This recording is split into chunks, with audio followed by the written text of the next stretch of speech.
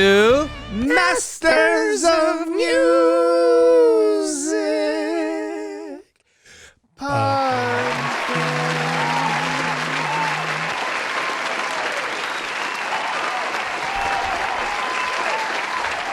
Hi, I'm Baltimore. And I'm Derek. And this is episode 18! Episode 18? Cause I'm 18 and I just know what I want.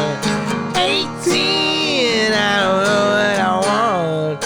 18, I gotta get away. But you know what happens to young lads who live that kind of life? 18 in life, you got it. 18 in life, you know your crime is time, and it's 18 in life to go with a milkshake and some fries and a large burger to go. Please put some straws in the bag with some napkins. 18 in life to go. All right. It's the 18th episode, everybody. We did it. We finally did it. Please like and subscribe, guys. Please, it helps so much. If you like what you see, we get to do more of it if you support. Yeah, guys, please do it right now as soon as possible. It's just a click and a boom and a sticky bang bang. Yep, click, click. This week we have Harry Waters. Harry Waters, an amazing virtuoso piano player, keyboardist, all-around organ player. He's known for being in the McNally Waters band. He's also toured the world doing The Wall with Roger Waters. He's in the Ween band, one of my favorite bands ever from Ween. And he's just an amazing composer and session musician, super master of music. And he also did a cover with Derek. We just did a cover, a Led Zeppelin cover, out now, everywhere. Go find it. Yeah, No Quarter! No Quarter, featuring Derek Day, Adam Breeze, Harry Waters, and Blake Estrada. Yeah, man. Check it out right now. Links below. But we got to move on because it's time for Music News! What's going on out there, ladies and gentlemen? Well, the Rock and Roll 2020 Hall of Fame partook this year, just weeks ago, and it's the first time ever quarantined version. And yeah, it was crazy. It's a completely different format that they did. Nobody's there, so it's basically little docs. Yeah, just like little short documentaries, and it was fun. It was cool. It was interesting. Yeah. It's on Amazon or something. HBO Max. HBO Max. Yes. 9 Inch Nails, Doobie Brothers, T-Rex. Who else? Notorious B.I.G. was inducted. There was Dave Grohl hosted, and they were just all like, man, I wish we could be with people. That was the main thing. They're all like forlorning these people. The audience, they miss them. Yeah, like Trenton Reznor said that he basically missed being part of the community when he accepted his award. So yeah, it was cool. It was a fun experience, and I didn't know that managers get awards. Yeah, managers, record producers, disc jockeys. This time it was Irving Azoff. He's just a CEO of major management companies and other like Ticketmaster and stuff he's worked with. And also John Landau. He was Bruce Springsteen's manager / like record producer at one point. And yeah, I didn't know that either. Finding out that managers and like record executives and producers get awards, like I think like they should open it up a little bit more. Like maybe even like some roadies or even like guitar techs, like we were talking about your friend Thomas Nordegg. He built my pedal board and has helped me out with so many wireless things and has introduced me to so many companies that I use now. And I met him when I opened up for Steve Vai on his Passion and Warfare 25th anniversary tour. And yeah, ever since then, he's just been my homie, and he's just been but he's a legend in his own right. You know, not only does he guitar tech for Steve Vai, Yngwie Malmsteen, every now and then Joe Satriani, and all Dweezil Zappa. He was Frank Zappa's guitar tech for like, oh man, the last 30 years of his life, and we're hoping to get him on the show. Yeah, talk to him soon. Hopefully. But I really do think a guy like him for sure deserves to be in the Rock and Roll Hall of Fame, especially if they give record executives. Like, come on, like Absolutely. he's more hands-on and like has something to do with the music than I think like record executives. Yeah, he's a road warrior. He's just, yeah, you're right. Like he's someone that deserves to be recognized and stuff. And he has stories for days. And he still builds stuff and guitars, and he's still working. And it's just insane. Like he's been doing it forever. So how in the fuck are we gonna get Thomas to be in the Rock and Roll Hall of Fame? But apparently there's a ballot way to do things with the Rock and Roll Hall of Fame. It's just like voting for your president or something, but not really at all. No, nothing like it. So anyway, like there's a ballots go out to 1,000 specifically. Maybe it changes throughout the years. 1,000 rock and roll experts in quotation marks, and they just vote on all these people. They pick about 16 people from rock and roll, people that influence rock and roll in a major way. So, and they vote on them, and then they go, I guess it's more like the Grammys or something like that. Yeah. They go to a specific group of people. I don't know who these rock experts are. Probably someone like Eddie Trunk or some. You have to like join the, what do you call it for the Oscars? It's like the Academy. But if you win, you get, I don't know if that's what happens with like the Rock and Roll Hall of Fame. But like in the Grammys, like if you win, then you have influence. Yeah. So maybe that, but maybe you need a geology degree and like become a rock expert. Maybe. Because some of these things are questionable. Like Madonna is a Rock and Roll Hall of Fame. So yeah. If anyone out there happens to know who is a part of the Rock and Roll Expert 1,000 of people that vote, tell them to vote for Thomas Nordegg, because he's a legend. Or any sort of personnel that you feel like should be nominated, let us know in the comments. We should look them up and put them to light more. We'll promote their kind of thing. And all I know is whenever on tours, whenever I meet the guys backstage, they're usually really the hardest working people. Yeah, man, because we just wake up, fucked up from the night before, and walk onto a beautiful set stage. Yeah. Yeah, man. They make you sound good. They make that shit happen. So, fuck yeah. And also, we got to find out who the fuck is in this Rock and Roll Hall of Fame Illuminati. Yeah. it's fucking crazy. Who's controlling, who's making Madonna a rock and roll? Yeah. But let's move on, because it's time for Harry Waters!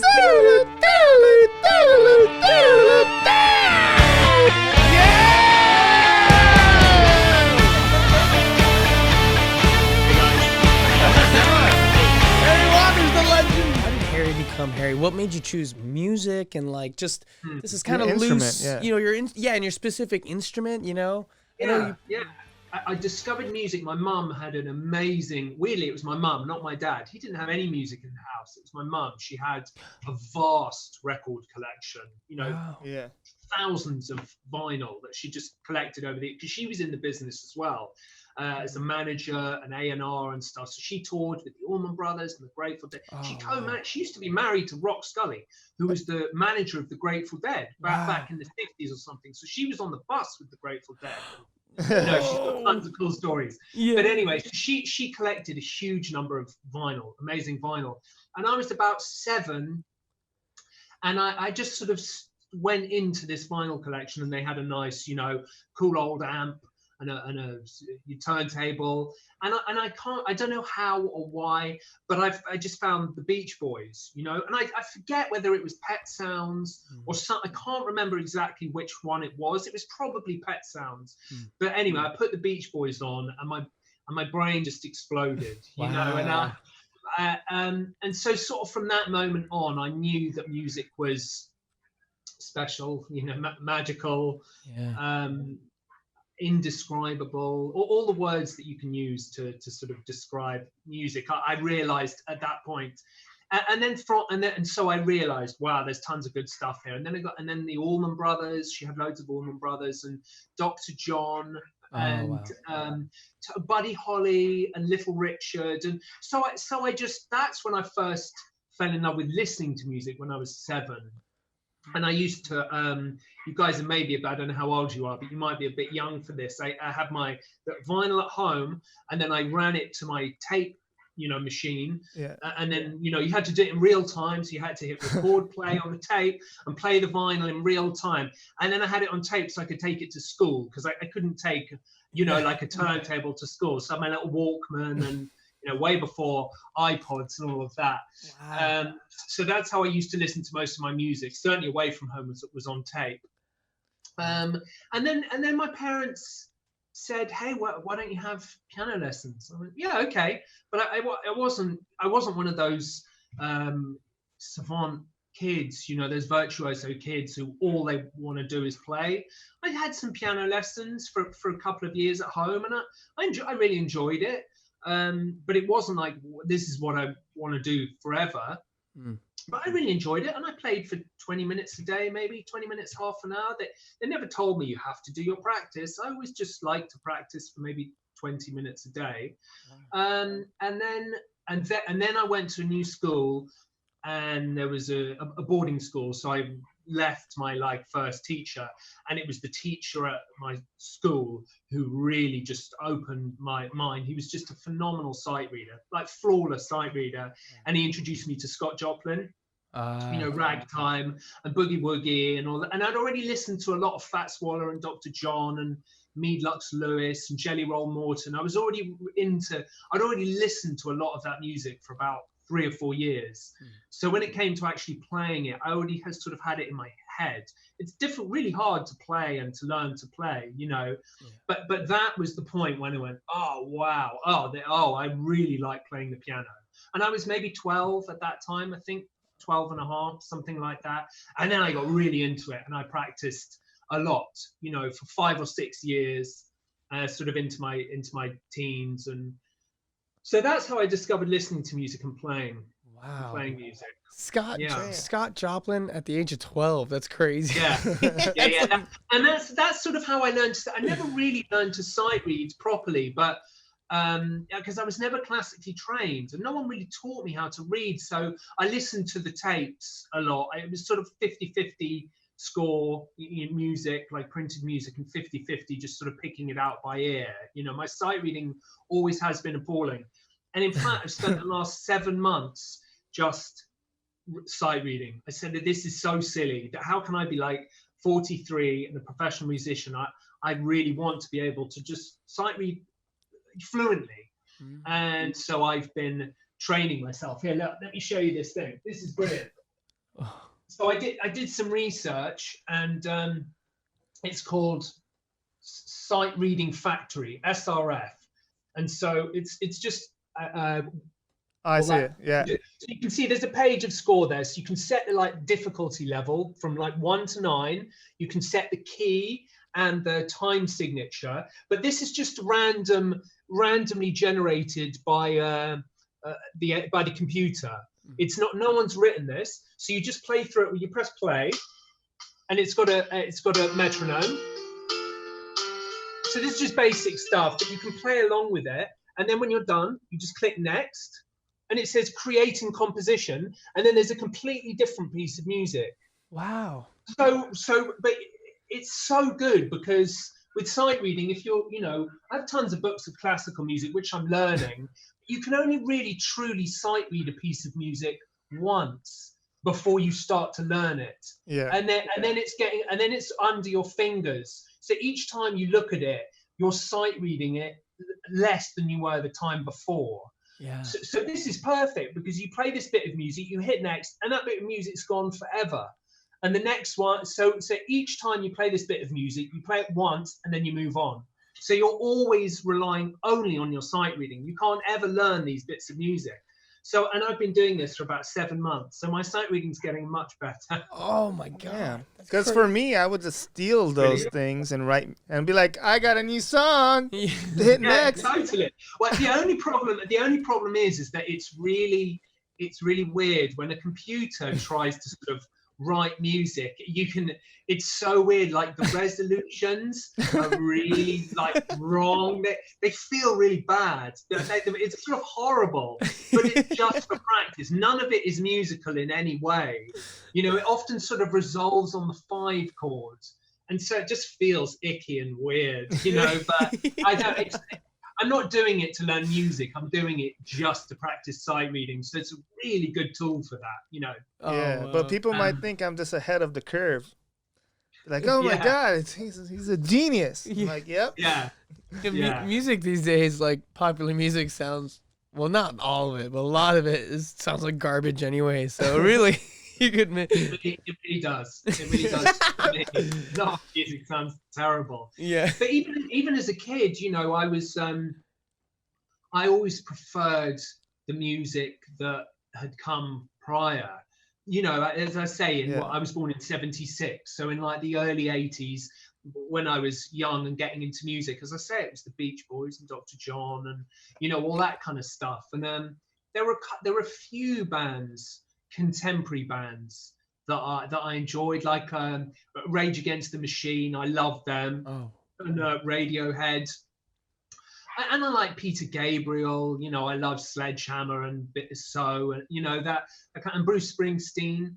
In fact, my first gig, not Pink Floyd related, you know, not like family related. Yeah. The first gig I ever went to was in 1985, so I would have been 9, and it was Born in the USA tour at Wembley Stadium, and I went with my mum because she's a huge Bruce fan, and I just love Bruce Springsteen, and it was just. Oh wow, what an amazing gig that was. Oh my God.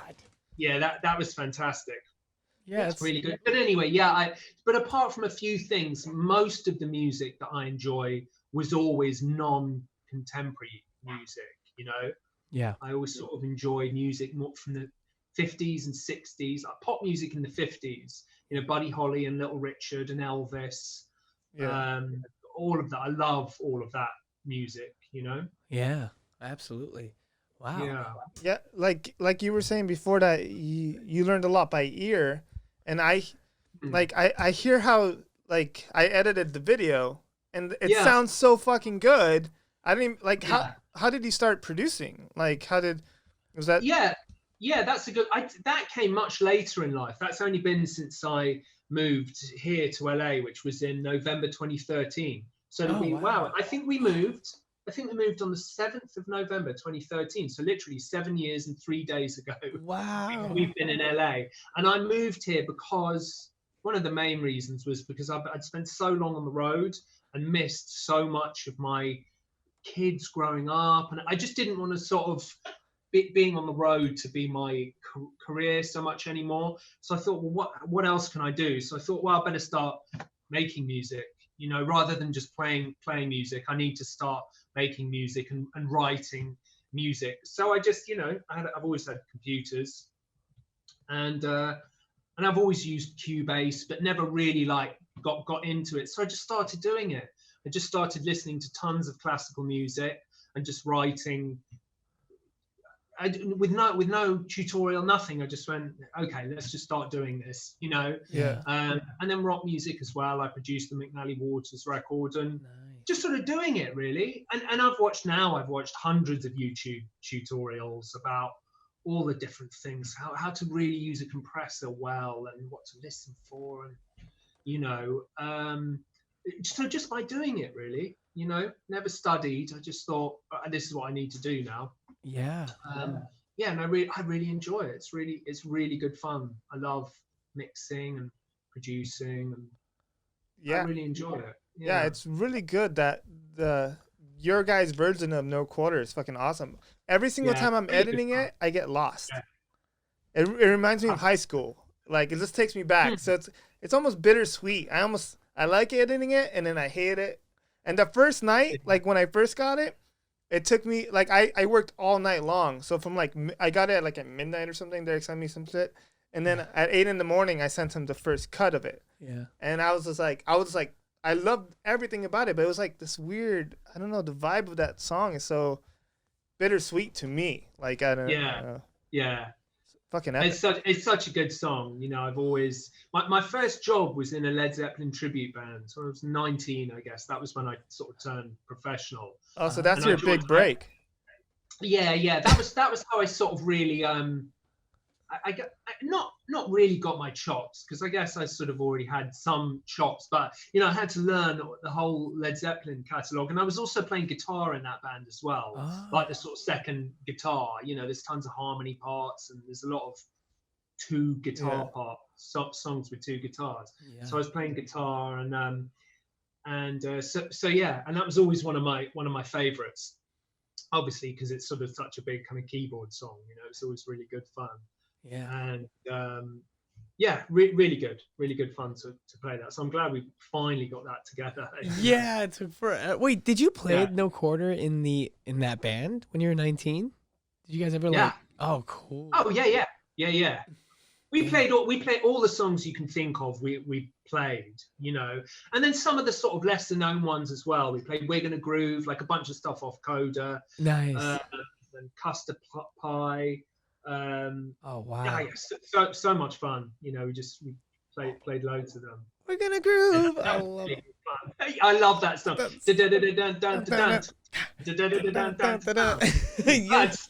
What a heavy intro. You also sing too. Wherever you see me sing, I mean, very rarely. Yeah. I sometimes do. Yeah, I saw your Newman covers. You Randy Newman. My Randy. Oh yeah, I love to sing. Yeah, I mean, he's another one of my big guys. When I was a kid, like learning to play, I learned tons of his songs, so that he's a huge influence on me, and that I didn't have any books. That was just picking the songs out, by ear. Yeah. But yeah, you can't play those songs without singing them. So it's more like it's more out of necessity, that I sing them, not really out of choice. Yeah. But I do like to sing, Yeah, I watched you in the shower. You what? I spy on you when you're taking a bath. I don't sing in the shower. Not one of those. Yeah, I love to sing those songs. I love his playing stuff, and I do like to sing, but I'm not a great singer, so I don't really feel comfortable singing on stage, But occasionally, when I'm on tour with Larry, who's the other half of McNally Waters, we do a section where we do a solo song. And Larry almost often plays "Just My Imagination." Oh yes, just my imagination. Yeah. Running away with me. And so he does that, plays it by himself, and then I do a solo thing. And normally I just play piano, and I'll play some Dr. John or some Boogie Woogie or something, Yeah. Fats Waller or something like that, or sometimes some Bill Evans, some sort of jazzy thing. Nice. But occasionally I'll go, I'm going to sing a Randy Newman song, and then I'll sing, play a Randy Newman song and sing. But it's quite rare. Wow. But I do enjoy it. How did you guys start that band? Because I like your new song that came out 2 months ago. That one's super awesome. Yeah, I think the record will be. I'm really looking forward to mixing the rest of the record. We've got 3 songs ready, which are on the EP, which is available now. We decided to put 3 of them out because of COVID. So who knows when the second record is going to be done. Larry and I met at a party. Greg Wells, who lives here in the Palisades. What? Do you know him? Oh, I don't know him personally, but I'm a huge fan of Greg Wells. Amazing really producer. Good. Yeah, he's a great producer, really good, and lovely guy. And our kids were at preschool together and stuff. So anyway, I went to some house party, and he had this electric church, like digital, but really, really good, like installed church organ. So not just a keyboard thing, but a whole, and I think it might have even had pipes or something, but it wasn't like a tone generator, pipe, it was digital, but it sounded really good. And someone told, Larry was listening to some guy demoing this, and they got talking, and he said, what I really like is the B3. Larry said to this guy, I can't remember who the guy was, and this guy said to Larry, I know there's a B3 player here, you should I'll introduce you, and that was me. So they introduced us, and we just got chatting. We got on really well, and we very quickly started talking about Alan Toussaint and the Meters. Nice. and Little Feat, and our mutual love of like New Orleans music. And I mean, I know Little Feat aren't from New Orleans, but that kind of vibe, Yeah. And we just got on really well and exchanged numbers. And then I just said, hey, do you want to come over and play some songs, and he came over, and I learned a couple of his sort of more famous songs. Like he wrote a song for the Eagles called "I Love to Watch a Woman Dance," so I just sort of figured out the chords for that. So we played that, and then we just sort of started writing together, and that was it. That was 4 or 5 years ago, something like that. Wow. Damn. At a producer's house party. Yeah. That's so Yeah. crazy. Like, Yeah. that's the way It's a really sort of a fortuitous meeting, you know? I need to take my kids to that preschool. Yeah, yeah. It's called, what's it called? Little Dolphins. There it is. Yeah. I have to drive them an hour every day. Yeah. You get lucky. Yeah. Yeah. Traffic. Damn, that's so cool. You've gotten well. You and Larry gotten well at Greg Wells. Yeah, we did. Yeah. So cool. What would you say is one of your like favorite gigs that you've played? Like favorite like touring acts or whatever? Because you've toured for, like you said, for a long time, and you even started with a cover band, or was it a tribute band or a cover band? What is that? Yeah. No, a tribute band. You know, we didn't dress like Led Zeppelin, but it was absolutely like we're just copying Led Zeppelin. Yeah. It was a tribute band. You know, what was my favorite? Wow. I had a really good. I can pretty much remember my favorite jazz gig. That was that there's a big venue in the UK called the Royal Albert Hall, which I've played at, but not playing jazz. It's like how big is the Royal Albert Hall? I don't know. You'd have to Google it. You know, it's a beautiful old theatre. You know, a few thousand people, and it's gorgeous. And in fact, I saw Cream there. Remember, Cream did like a reunion thing. Oh, God. I was at that gig as well. That was amazing as well. You were at all the DVDs we own. You're at all those shows. I know. That was really good. But anyway, so in that building, there's a smaller club that they have smaller gigs at, and it's sort of seated, and you can get maybe 200 people in there or something. It's called the Elgar Room, I think. And weirdly, it had a piano on loan from Elton John, like a sort of red, quite gaudy, not very pretty piano, like bright red, but a really nice piano.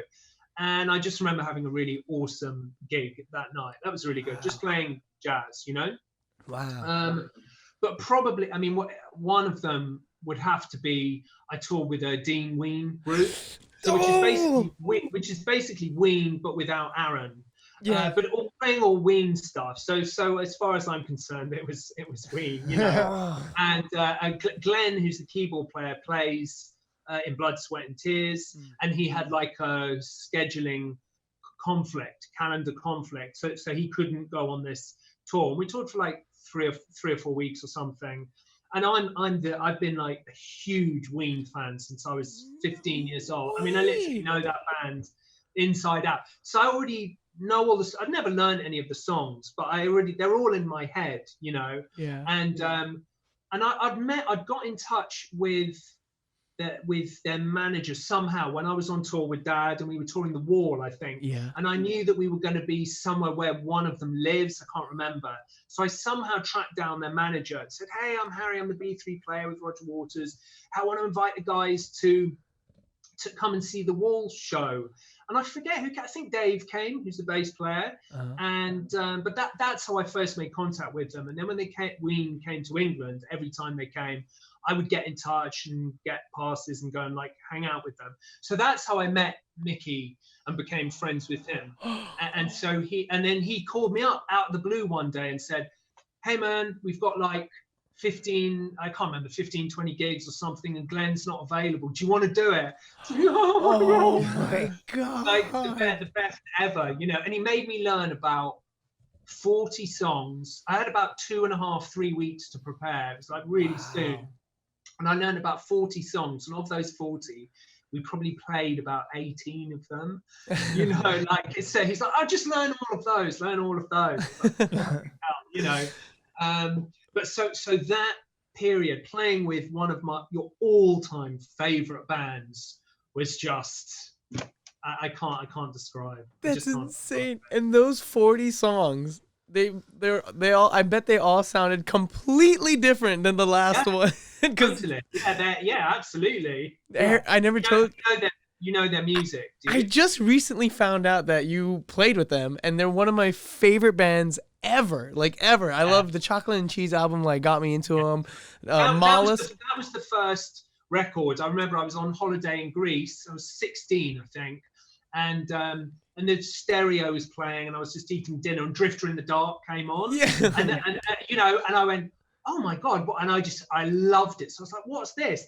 And then obviously it was CD, you know, at the time, so whatever it was, 30 years ago or something. And obviously the CD is, the cover is that amazingly gorgeous model. Yeah, just cut right there. It's just amazing. So I was like looking through that, and then I listened to that record like 100 times. And then that was it. That was my introduction to Ween, was Chocolate and Cheese. That's insane, man. Harry Waters loves Ween. Yeah. Like you're playing when I first met you, were like, oh yeah, I was just like learning some Mozart right now, and then like you love Ween. It's like crazy. Yeah. But in fact, so I heard Chocolate and Cheese, but shortly after that, a friend of mine brought over the Brown album, you know, which is a sort of double like live album, and that was when I really went, oh my God, these guys are absolutely amazing. Like the version on that record of Can't Put My Finger on It. Oh yeah. Which is all that unbelievable like Arabic, you know, Aaron is doing all this amazing sort of singing, and there's a synth part, you know, and Claude's doing these amazing sort of, it's, you know, just amazing. They're the greatest. That's so sick. Yeah, that's funny. It's like that's my girlfriend's favorite song. And you know, when we saw him in Desert Days, Can't Put My Finger on It. Yeah, because she just loves the French accent.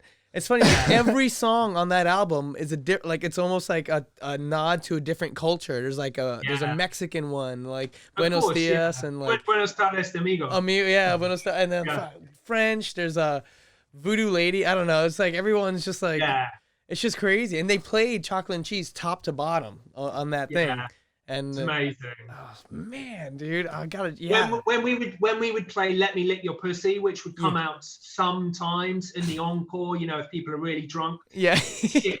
Chicks would just get up on the stage every night, like take their trousers down and like dance around, you know, naked and like butts up in the air. They go nuts for that song. It's got some power over women. That's so crazy. It's just so funny. And Mickey would get on drums and Claude would play guitar. Oh wow. They would switch for that number, just for fun. Fuck, I think you guys have to do a Ween cover. Oh dude, I would love to. Definitely. I would love to. Any song. Oh, yeah. Buckingham Green was always really good fun for keyboards. Yeah. Just because it's got those big strings and you know, or do Mollusk, a montage. Mollusk is great. Yeah. Or if you did a montage. That'd be crazy. That'd be too crazy. That'd be insane because it's already so many genres within each one album. It's like I don't even know how to like do that. Yeah. I would be so up for playing a Ween song. Yeah. Let's do that. I'm down. I'm so down. Yeah. Okay, cool. That'd be crazy. Damn. Okay, cool. So we have this thing. We have the at the end of the interview, we have the final 5. We ask these same 5 questions to everyone on the show, and we just love to hear. You can answer any way you want. Yeah, but there is right and wrong answers, so just know. Okay. Make sure. So, what is your favorite Ween song? No, what is your favorite Ween? If you had to choose an album and a song, if I had to choose an album and a song, I mean, it's so hard. But just right now, I mean, it's impossible. But just right now, my favorite song I would say is Fiesta of La Cucaracha. Oh, yeah. I love that just because it's so kind of kooky and weird. Yeah. Or Push the Little Daisies. Oh, classic. That song. That was like on MTV. Okay, but records, maybe White Pepper. Yeah. Chocolate and Cheese. Yeah. Those are. It's impossible. Or Pure Guava, or the Pod, or the Mollusk. Yeah. All of them. Yeah. All of them. They're all my favorite. That's so good. Damn. Well, that wasn't actually a part of the final 5. Well, let's see. Tricks us. Right. Number one. What is the most important piece of gear or secret weapon while on tour or in the studio? Just a good piano. I'm a piano player, so I'm not. It's just not the same as being a guitarist or a bass player. When I used to play Rhodes, I had a really cool Line 6. It was called pod. Oh, And it yeah. was sort of shaped like a kidney, Yeah. you know, and it was the sort of the color of a kidney, a weird kind of purpley red color. Yeah. And I used to put my actual Rhodes through that into my Fender Twin, in fact, which is sitting. Oh, where is it? Oh, it's there. I don't know. Maybe you can't see. Oh no, it's in that corner there. But so that I love that. When I used to play like Billy Cobham and Return to Forever and Mahavishnu Orchestra with a fusion band that I used to be in, and I love that thing. The distortion on that. I used to use distortion and just the distortion actually. But you know, I mean, I'm not really a gear guy. As you know, if I'm playing a jazz gig, then I just want a decent piano Or a pod nice for the jazz piano, you know. But you know, if I'm playing a keyboard gig, my Kurzweil is so good.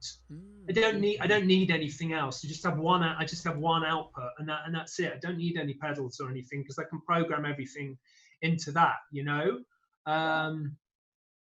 Yeah, but I guess in the studio, you know, I guess microphones and preamps, Right. you know. Actually I've just put it away actually. I wanted to buy a really good microphone. I did a good job, earned like some good money, so I said, right, I'm just gonna buy like really good microphone. And I'd had a recommendation from someone that said get an MXL Genesis, which is, you know, I think it's a large diaphragm, and it's just fantastic. It's so good for vocals and stuff. And I've been using it for about a year. And I went to Vintage, I think it's either called Vintage King or Vintage Audio. Where is it? It's here in town somewhere. It's, you know, it's in LA, and it's just amazing. You go in and you could just, you could spend your entire, everything you're going to earn for the rest of your life in there. It's just, you know, it's like gear heaven, but all vintage stuff, you know. And I went into the booth. I went with Larry. And you can just, the engineer there can sort of patch you in any microphone. They've got like 30 microphones all set up in this vocal booth, and you can just patch them into any of the preamps. So I've used this Focusrite, the BAE 1073. So I said, right, set that up, and then we're going to try these 5 different mics. So I tried like a U87, a U67, some like Telefunken thing that cost about $12,000, you know, and a couple of others, and my MXL Genesis. So I got him to set up 4 other mics on my MXL, and then I got Larry to sing just one line, just a cappella, into the thing. But I got the engineer to do it double blind, so that he was outside recording, but he didn't label them, or he labeled them but then made it invisible, so he couldn't see which one it was, and then he mixed them all up, so that when Larry and I came out, we weren't biased by going, oh, the $12,000 Telefunken's definitely the best, because the human psyche is a weird thing. If you think you're listening to a $12,000 microphone, your brain might tell you it's the best one. And we listened back to all the 5. We did A/B on all of them, and all 3 of us picked this. We went, that one, and he like flipped them over, and it was the MXL Genesis, which is like $800 or something. Whoa, you know. Yeah. And it's the microphone that I already had, so I didn't spend any money. Yeah. I don't need to. I'm sort of disappointed, but relieved. Yeah. So that for me, certainly for our first, Larry just loves that mic. I use it as an ambient on my piano. I have 2 414s, and then the Genesis is my ambient, and I use it for so much stuff, the gentle stuff, voices and acoustic guitar, and it's just fantastic. Wow. But on the road, I don't really need anything, you know. Damn. Yeah. Damn. Jeez. Did you ever have any problems with the pod here and there? Because I remember using them when I was a kid. What, did it break for you? Over here in LA, it was like I always got static or like fucking radio. But wow, no, I never had that. No. But maybe you had a good one. maybe like the 240 volts. Yeah. I don't know. Maybe different to 120. I don't know. Yeah, it was fine. Yeah. Right. Never had problems. Everyone buy the pod. Yeah, buy the pod. Line 6 pod. Yeah. Oh, maybe we can get, you know, Line 6 to pay us all some money. Yeah. On our pod, buy the pod. Yeah. Ooh, that'd be awesome. All right, number 2. Number 2. What is the most memorable or crazy story from the road? 2 just spring to mind. We used to once the wall, this is on the wall. Yeah. So once the wall had been built, and we would go come back on for this second set. The wall was built, so the band can't be seen at this point. And the second set opened up with "Hey You," and then at the end of "Hey You," G. Smith, who used to run SNL and was in Dylan's band, you know, he was like the rhythm guy, so he played bass and rhythm in our band. Oh wow. He would get up, he would walk to the front of the stage, hidden by the wall, and then walk past me and the BVs, backing vocals for those of you that aren't musicians. Nice. And then walk up to go and play the intro with Dave Kilminster to what's the Spanishy guitar one? Is there anybody out there? Yeah. On the wall. It's that sort of beautiful Spanish picked one. It's called "Is There Anybody Out There?" I think so. Whatever. Anyway, so he would walk past, and Kip, who's one of the backing singers, who's a good friend of mine, we're both really into magic, like, you know, sleight of hand and stuff. We're both like magicians, you know. Cool. And so we would do a skit or a gag or a magic trick for G as he walked past. and G has an absolute pathological fear, like it goes more than dislike to certain like vegetables, like almost all vegetable. I think it's all vegetables. Like tomatoes are the worst. As a kid, and I asked him why, and he said as a kid he had like a summer job stacking like crates of vegetables, and he said there's nothing worse than that, you know, the ones at the bottom are squished and in the sun. He said, so the smell of like these kind of rotting juicy vegetables, just he doesn't eat any vegetables, you know. Wow. Oh, he can eat green vegetables, he can eat spinach, I think, but nothing else. Anyway, so Kip and I decided, like, instead of doing a gag for him, we just put a giant tomato like on the sort of floor, you know, and like I'll never forget the look on his face. You know, he got there and he was looking at us because it was just a thing every night, and we were like, keep going. Okay. And he gets there and this tomato, and he just looks at us like, you motherfuckers, you know, and he had to like step over it. And then I did it again, the same gag. We were staying in a hotel in Greece, and we had these little kind of cabanas sort of on the beach, and mine happened to be next to him. I don't know where I got them from, but I had like a bunch of tomatoes. I guess they were with a salad or something. And it was on the ground floor. So I could come out like of my door, and G's was right there. And I did, you know how in like horror movies, you maybe have like a circle of salt and you can stand it, say from the air. And I just put like a semicircle of tomatoes like outside his door, and then like knocked on his door and stepped back, you know, and he came out and he was like trapped by this tomato. So I don't know, it's just like a dumb, stupid shit that you do on tour.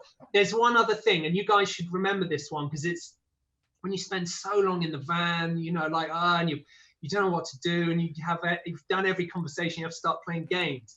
This sounds like the dumbest thing you've ever heard, but it's a really, really good car game, and I guarantee everyone will be laughing.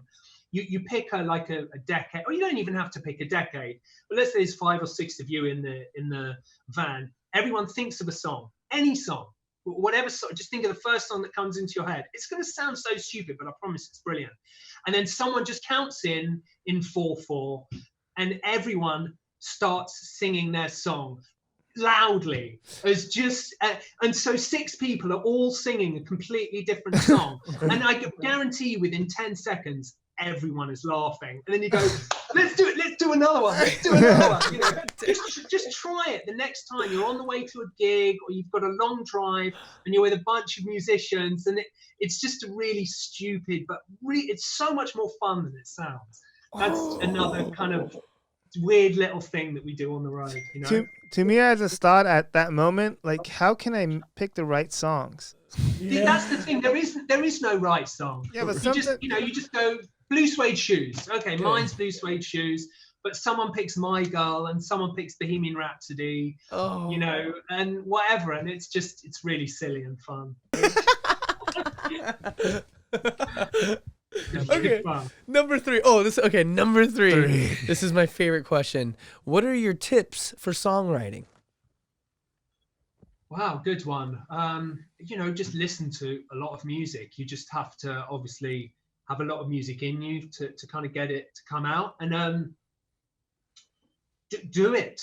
Do it a lot. You know, like anything, it takes practice and doing it. I heard that Elvis Costello, when he wants to write a record, I heard that he goes into I'm sure he has a home studio, but and maybe he doesn't do this anymore, but I believe this to be the case, that he would book a studio or just a little room with a piano and and he would just book it for 8 hours, go in, work for 4 hours, have some lunch, and work for 4 more hours, and not stop writing for like 2 weeks or 3 weeks. And if you write that much, a bunch of what you write is not going to be good. But if you're constantly feeding that part of yourself, flexing that muscle, you're going to hopefully get some good stuff, Wow. Yeah. Oh my God. That's how I know. I know not everyone is like that. Sometimes lightning strikes and you play something and you immediately love it and it's great. But I think like anything, it's practice, and the more you do it, the easier it becomes, or maybe the higher chance you have of getting something that is of a high quality. Wow. Damn. Yeah, that's just one way of doing it. I know not everyone works that way. So sometimes you write a song, you're in the car and you hum a melody. And yeah, I remember there's a song on my first jazz record, and it's a sort of it's called Alligator's Funeral. And it's like it's a New Orleans thing, but and the melodies came to me. I remember it so clearly. I was driving along Kew Gardens, which is in London, sort of big gardens. I was just in the car, and I just went bum bum bum bum ba-dum bum bum ba-dum bum ba ba-dum ba-dum dum dum dum, and that's like the first question answer of the and it was just in my head, and I went, oh, don't forget that, and I got my phone out. That's the other thing, is just record all your ideas, because you will forget them. I mean, I'm sure you do that anyway. Thing into your phone. Oh yeah. And I went, got it, and then but I sort of just wrote it all, the melody, all in one go. And Oh wow. so sometimes that happens, but not often. Yeah, yeah. You gotta like put in the work. You just gotta, yeah. Yeah, it's almost like, I like the idea. Angus Young said this a long time ago. I think it was Angus. It was somebody from AC/DC. They were like, yeah, I just put my 40 hours a week doing this. So it's kind of like, instead of working in a factory, 40 hours, this is my job. So then that was his job. Yeah. Wow, that's a great way But to I measure it. really did think that you were going to be like, yeah, I just get my sight reading factory app and then record that. Yeah. Just cheat. Cheat. I mean, I know, for example, that I remember just having a conversation with my dad at some point, but I can't remember how it came up.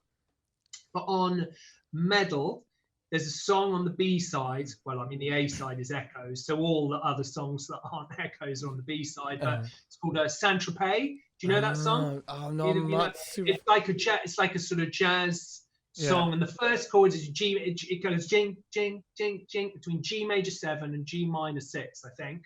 And he nicked those chords from he'd bought like a sort of how to learn jazz guitar, beginner jazz guitar book.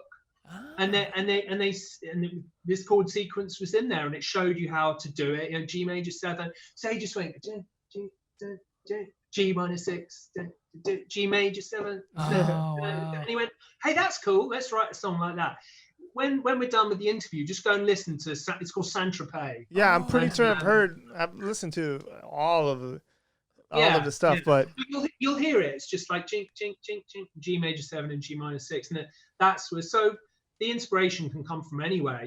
Beginner jazz guitar book, or who knows, anywhere really. Wow. Yeah, I always think like there's only so many like chord progressions.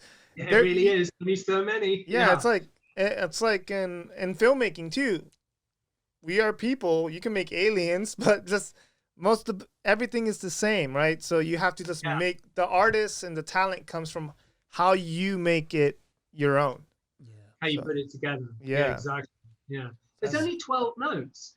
People who aren't musicians, when I sort of explain that to them as sort of simply as I possibly can in an octave, there's 12 notes. That's mind blowing. How is all I mean, and you know, unless you're talking quarter tones and semitones in like Indian music or Arabic, but like Western music is built up of 12 semitones. You know, like how has all the music, 99% of the music that we listen to, it's all just 12 notes. Amazing. Wow, that's insane. Number 4. Number 4. What is your favorite lick or technique that has helped your playing? Oh, I mean, that's easy. Oh, well, I mean, there's many, obviously, but the Dr. John one that goes like a bit higher. Ooh, yeah. Yeah. That was sort of that's the like sort of quintessential, the sort of most. It's not basic because it's quite hard to do, but the like, what's the word?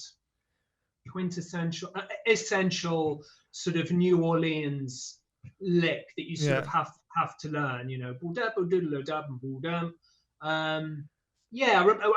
I'd sort of learned that and got that under my fingers, it's so nice to play, you know, and it takes you really nicely to the 4 chord. And there's another one which is Mead Lux Lewis phrase, which goes from the 4 back to the 1, and it's really cool because on the 4 chord he's playing a 7, but then he glances over the major 7, which is sort of totally not allowed. But for example, so we're in C, he goes.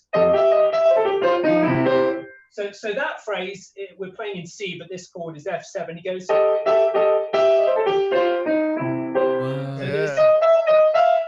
He's going from the 7 to the major 7, so he's playing an E natural, but it sounds so. It doesn't sound like you're playing a major 7. It just sounds. So that's another one. That's Mead Lux Lewis. I learned that from him. Wow. His sort of boogie woogie. He's Mead Lux Lewis is Chicago, which is really sort of different boogie woogie to the New Orleans boogie woogie. But so those boogie woogie licks, I love. And there's one really shedding Oscar Peterson, you know, like with my time here. So my favorite like of his phrases, which is so